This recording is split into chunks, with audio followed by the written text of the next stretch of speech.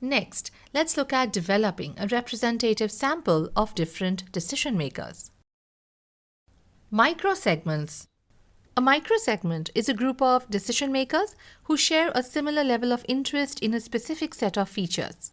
The uniqueness of a microsegment is that when determining the alternative decision offer is to be bought, the decision maker demonstrates a similar level of interest in a specific set of features.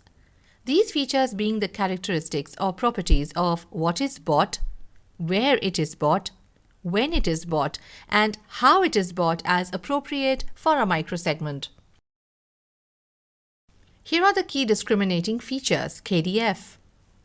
The features that are of interest to a segmentation process are those which the decision maker focus on and regard as important when they are determining which of the competing products will be bought. Clearly, it is essential that these features are looked at from the customer's perspective. As a first step towards identifying the KDFs, it is essential to draw up a list of all the features available across the full range of products or services competing with each other in a defined market. Getting microsegments up and running. Microsegments are based on actual decision makers, not fiction individuals.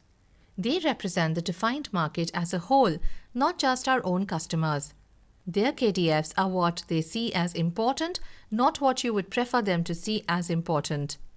Their KDFs are from market as a whole, not simply limited to the features you and your particular intermediaries offer. Here's a procedure to be followed when developing microsegments. Number 1. Divide the market into identifiable groups of customers, as this equips you with useful points of reference for developing microsegment.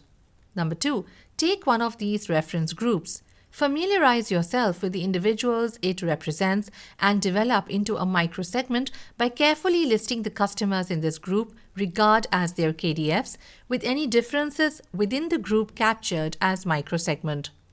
Number 3. Now, attempt to indicate the relative importance of KDF to the microsegment using a simple grading structure. Number 4. Consider a cross-section of customers included in a microsegment to confirm if they would all agree with the list of KDFs and their grading. Number 5. Verify each microsegment by checking that it is based on actual decision makers.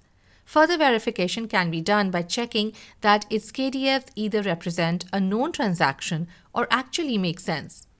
Number 6. Size each microsegment by referring back to the reference group it originated from and utilizing any market figures that may be available.